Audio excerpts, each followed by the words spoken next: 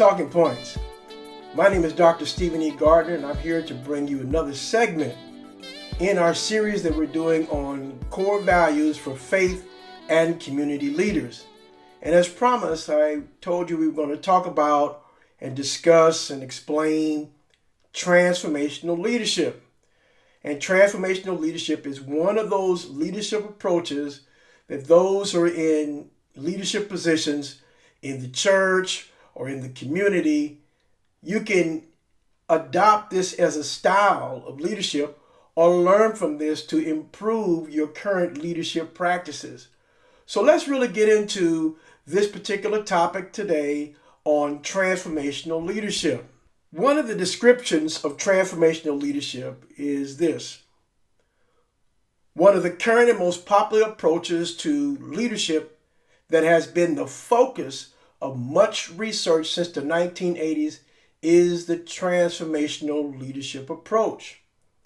Now, transformational leadership is part of the quote-unquote new leadership paradigm, which gives more attention to the charismatic elements of leadership.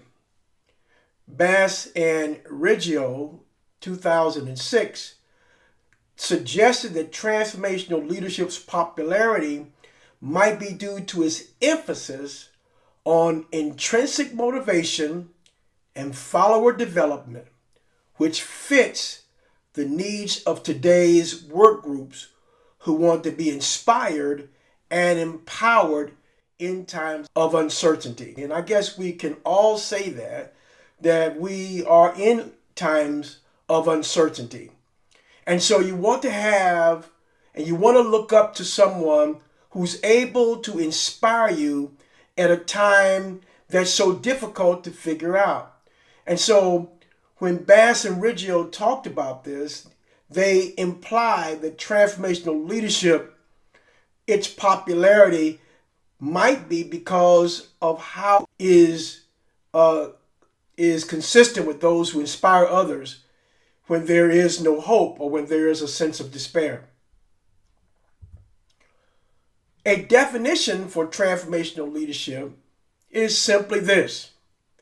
It is a process whereby a person engages with others and creates a connection that raises the level of motivation and morality in both the leader and the follower.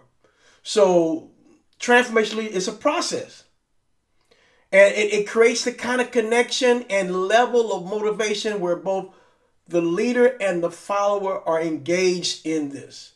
It's not just one way, it's a two-way street. There's something that the leader does to impress upon the follower, and the exchange, the follower in return provides some means of attachment to the leader. And we'll get into some of what that attachment may look like. This type of leader, that is a transformational leader, is attentive to the needs and motives of followers and tries to help followers reach their fullest potential. So it's not just someone that's ruling with a rod of iron, or what a transformational leader is one that's always trying to build someone up, to try to push people up to reach their fullest potential. It motivates followers and helps them to do that. Now, some examples of this type of leadership style or this type of leadership approach can be found in, number one, it can be found in Gandhi. He's a classic example of transformational leadership who raised the hopes and demands of millions of people. And in the process, he was changed himself. So we know about Gandhi's nonviolent approach and how he, motivated his people. And even Martin Luther King adopted some of Gandhi's nonviolent principles. And you can see in both of these men that, it did something to the people that followed. At the same time, they will also change themselves. Specifically, if a transformational leader is changed in the process. It's not, since it is a process, that means there's going to be some changes that occur in the followers, and there should be some change to occur in the leaders. Another example of transformational leadership can be found in the young teenager by the name of Ryan White. And he raised American people's awareness about AIDS. And in the process, he became a spokesperson for increasing government funding and support for AIDS research. Another example of a transformational leader you can find right there in the confines of your local church. A local pastor exhibits transformational leadership when he or she identifies social injustice in their community and organizes and leads their congregation in efforts of social justice to alleviate the problem. I did this a study on this aspect in my dissertation, and one of the things that I found, and I want to point out some of the things that I found, but I'll wait to the very end as to really speak to people of faith as, some of the components of transformational leadership that I found from the study that I did back in 2016. So a local pastor exhibits transformational leadership when he or she identifies, hey, that's a social injustice over there. Oh, we got a social ill over there. And so they go, therefore, to their congregation who they feed each week, and they organize them and they train them and they motivate them that they can tackle those particular issues in their community. That is an example of transformational leadership. Well, I want to talk about 4 factors of transformational leadership. 4 factors of transformational leadership. And they are idealized influence, inspirational motivation, intellectual stimulation, and individualized consideration. Let's begin to talk about the first one, which is idealized influence. It is the emotional component of leadership. It is also called charisma. Now let me say this, that there is some similarities between idealized influence, the component of transformational leadership theory, and charisma. Most people are more familiar with charisma. And so when you think of charisma, you think of someone that's endowed with some special way to attract others. And we can see charisma in a lot of people that have done good in this world. But we can also see charisma in people that have not done quite so well. When we talk about transformational leadership, we're not talking about charisma that can be seen in the lives of those that have used their charisma, as it were, to lead people down a path of evil. But rather, we're talking about the kind of charisma where, that describes leaders who act as strong role models for followers. And the interesting thing about those individuals that have the factor of idealized influence exhibited in their leadership, these leaders usually have very high standards and moral and ethical conduct and can be counted on to do the right thing.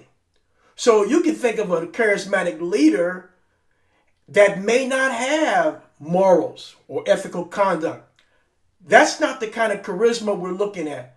We're looking at the opposite side of that charisma, that idealized influence, where these people that are in these transformational leadership roles, they have very high standards, people look up to them, and they can be counted on to do the right thing.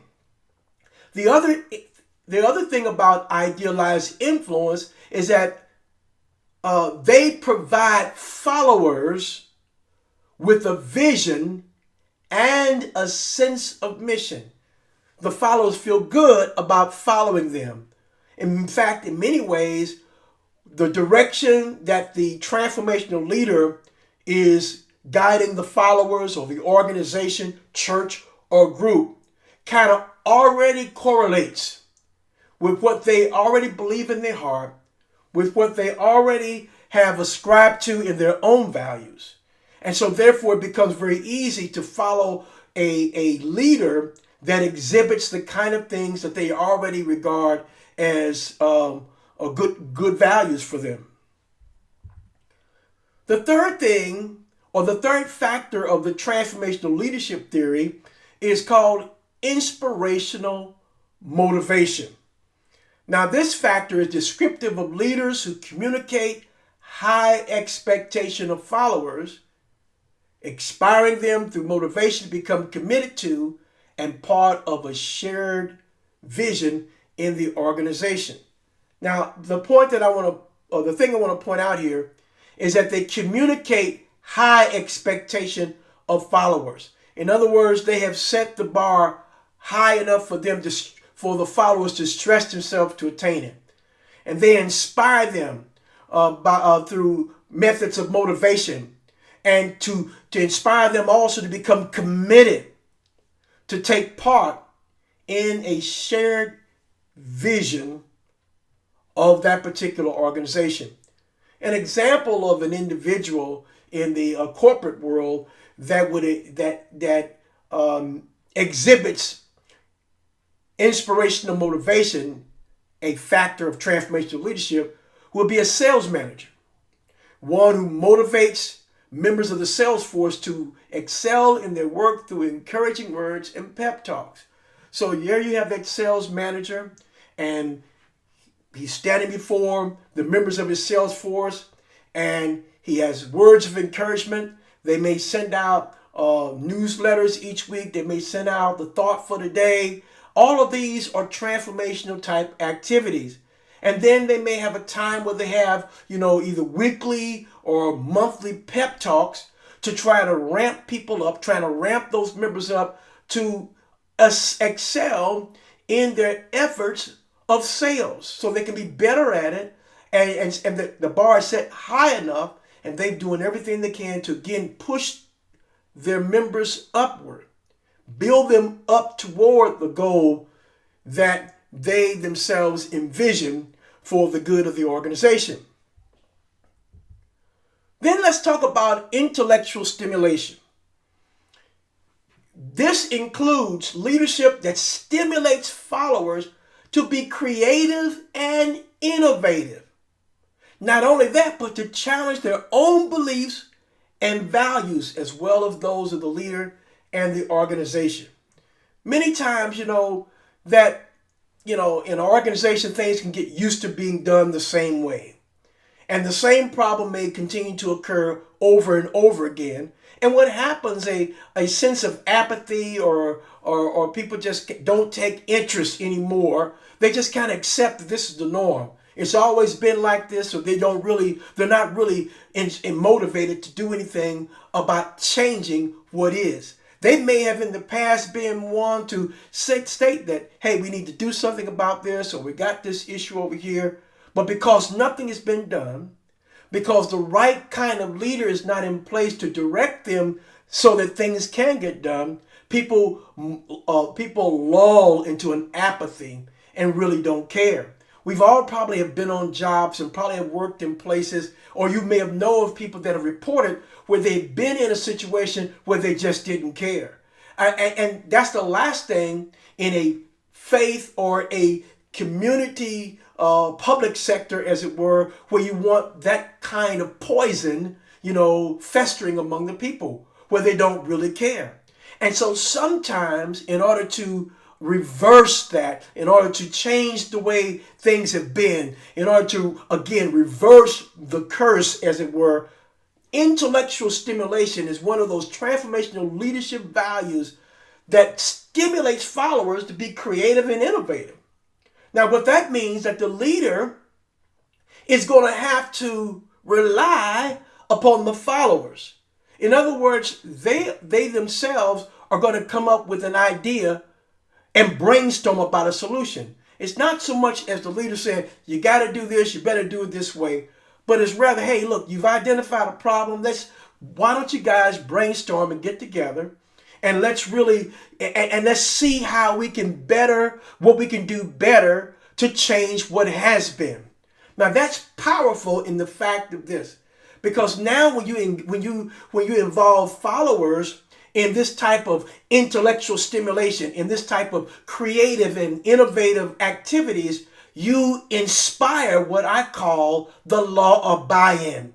They buy into what's being done because why? The leader really cares about what they think, about how they feel, and and the ideas and innovations that they have to get those things done that really need to get done in the organization.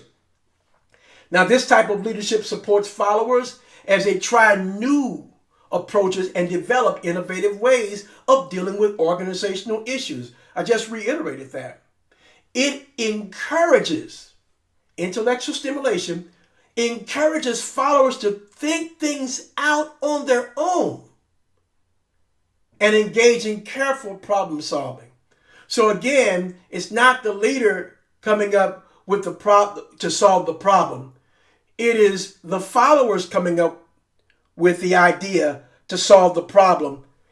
The transformational leader encourages those followers to think this out and then engage in careful problem solving. The fourth factor here is called individualized consideration. And this is representative of leaders who provide a supportive climate in which they listen carefully to the individual needs of followers. Now, when's the last time that you had a supervisor to really listen to you? Or when's the last time you had a pastor to really listen to you? Most of the time that we have experienced or have seen people in these roles of leadership is that it's usually one way. This is what I want you to do, so go do it. And so, but your ideas about how it gets done may not be regarded. Individualized consideration, a factor of transformational leadership, the leader themselves provides a supportive climate and chooses to listen carefully, watch this, to the individual needs of the followers. What is it that you want? What is it that you like to attain in this organization? What is it that your aspirations are, in your vocation in life, etc., etc. Individualized consideration, on the other hand, is that the leader therefore acts pretty much like a coach or an advisor while trying to assist followers in becoming fully actualized. So in other words, it kind of leans toward another value that we want to talk about, another type of leadership we'll talk about. Hopefully we'll get around to it, which kind of resembles servant leadership or authentic leadership. Both of those are leadership approaches as well. And I hope to get to those. But the leader as a coach and as advisor, now that person that leader is alongside the follower. It's almost like, for those who are people of faith, you've heard one of the Greek interpretation for the word comforter. And the Greek interpretation for the word comforter simply means one who's called alongside to help. So the Holy Spirit, the Greek word for a comforter is paraclete, simply means one who's called alongside to help. So a transformational leader, when he or she exhibits individualized consideration, what they're doing is that they come alongside the follower to listen carefully to what they have to say, to listen to what the needs that they have identified or things that they like to occur in their own life, and do the best that they can to help them become fully actualized. Well, how does the transformational leadership approach work? Here are a few points that I want to leave with you today about how the transformational leadership approach works. First, transformational leaders set out to empower followers and nurture them in change.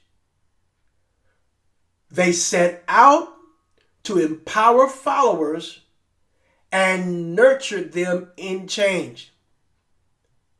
They attempt to raise the consciousness in individuals and get them to transcend their own self-interest for the sake of others. So not only are they empowering them and nurturing them to change, but they learn, and you don't have to be gifted with transformational leadership, but you can learn how to do this, how to raise the consciousness of individuals so they can transcend above their own self-interest for the sake of others. Secondly, a transformational leader, they listen to followers and are not intolerant of opposing viewpoints. Now that's huge, because not every leader is willing to listen to someone that disagrees with them. I'm sure we can all think of leaders or people in leadership positions that really take an offense and go on the defense, when someone disagrees with them. That is not a product, that is not an example of transformational leadership. Because in a transformational leadership role, that leader chooses to listen to followers, and they are not intolerant of opposing viewpoints. In fact, they welcome opposing viewpoints, because a transformational leader can learn from their critics and can learn from viewpoints that are different than their own.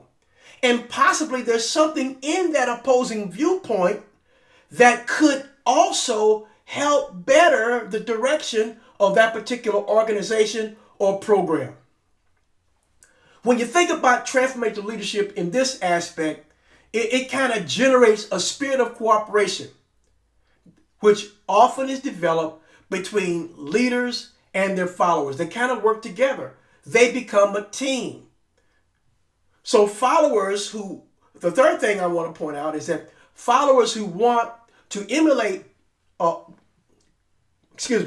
followers want to emulate transformational leaders because they learn to trust them and they believe in the ideas that they stand for. They want to emulate transformational leaders. I want to be like that person. I look up to that person. I regard that person. And so you begin to try to take on those kind of, the positive, good attributes from that person's style of leadership. Because why? You trust them. And secondly, you believe in the ideas that they stand for. Another point about transformational leadership is that it is common for transformational leaders to create vision. And the vision emerges from a collective interest of various individuals in the organization. So look at that. They create vision, and that vision emerges from a collective interest. So the leader may have some idea of what they'd like to have done. But when a transformational leader, they begin to gather the data and gather collective ideas about this concept, about this program from various individuals right there in the organization. They don't conclude and figure out the buck stops here. Well, in essence, the buck does stop there with the person in charge. But what that transformation leader has done is that he's drawing from the people that are around him. He's drawing from the followers in the organization to create to develop a comprehensive vision that we all can work together to achieve the common goals and the common ideas that our organization stands for. Vision is also the focal point for transformational leadership. It gives the leader and the followers a conceptual roadmap for where the organization is headed. So yeah, the vision says we're going in that direction. And when you have a collective vision where everyone is participating in contributing to that vision, you've got the law of buying. You've got the followers buying into it because they were contributing pieces of those ideas of the vision. And so therefore it becomes the focal point by which this organization or group can move toward the goal and ideas and service that they had in mind. Well, in conclusion, I want to say this about the transformational leadership. Through the process, transformational leaders are effective at working with people. They work well with people, which means that they are people-oriented. They build trust and foster collaboration with others. They're always trying to see how they can coalesce with other people and how to get a collaborative engagement involved with those who are their subordinates or even their constituents. Transformational leaders encourage and celebrate the accomplishments of others. They encourage others and then they celebrate their accomplishments. Even if that particular follower is leaving that organization and going to another organization. They don't make that follower feel bad that they're leaving. But a transformational leader supports them, gives them a good, a good talking point, a good letter of recommendation, and maybe have a going away party for them because they want to celebrate their departure rather than be mad because they left and then begin to talk about them. No. That's not what a transformational leader does. Neither is it a transformational leadership factor in faith and community organizations. So transformational leadership is what the leader themselves embody. And if you have a transformational leader and his values or transformational leadership values are spread throughout the organization, guess what? The organization becomes a transformational leadership or transformational type of organization that celebrate the accomplishments of others, even when they decide to leave and go somewhere else. In the end, transformational leadership results in people feeling better about themselves and their contributions to the greater common good. People that are in organizations where this type of leadership is exhibited, the followers feel good about that organization. The followers feel good about the fact that management or that those who are in charge really take an interest in how they see things. Now, I mentioned at the outset that I wanted to point out some other things from my research that I found out that exhibits transformational leadership. And one of the things in the research question that I had back in 2016, when I interviewed about 18 different pastors, and I was interviewing these pastors for what they considered to be leadership skills that that a leader needs to have in order to direct, empower, and lead their congregation to efforts of social justice. So when I asked them that question, what they deemed as important, there were three major things that came out of that. And the three major things that came out of that really tie in to the whole concept of transformational leadership theory. That was passion, communication skills, and vision. And so when we began to break some of this down, we find out that passion was a leadership skill that was specific to transformational leadership, because it is evident that when a leader motivates, inspires, and empowers subordinates, it's a classic manifestation of transformational leadership. Communication skills was another one. And it's also described among transformational leaders as having the skill to communicate their expectations and their commitments of future goals very clearly. In other words, what they share is not doesn't leave the followers with some sort of ambiguous ideas, really, or not knowing, but they're very clear about it, and they make these they're not only they're clear about it, but they're able to inspire their followers to move in that direction successfully. And the third aspect of that was vision. So we talked about passion, we've talked about communication skills, and we also talked about vision. And as we've already gone through in this presentation, this is one of the things that came out of that study, was that vision is when transformational leaders help members envision a better tomorrow, or by establishing direction through the creation of vision, clarifying the big picture, setting strategic goals. And so in the study, I found out that the pastor is a visionary who is comfortable articulating the vision to the parishioners, especially when it regards social justice activities, is which I really focused on. So today we talked about transformational leadership.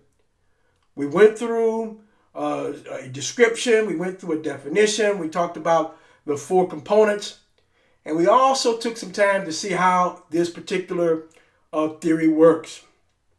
And then I borrowed some things from my own research that I did in 2016 to show you that the role of the pastor, when he is a visionary, when he's effective in communicating to others their vision and their ideas, and has passion, these are all unique qualities that's associated with transformational leadership.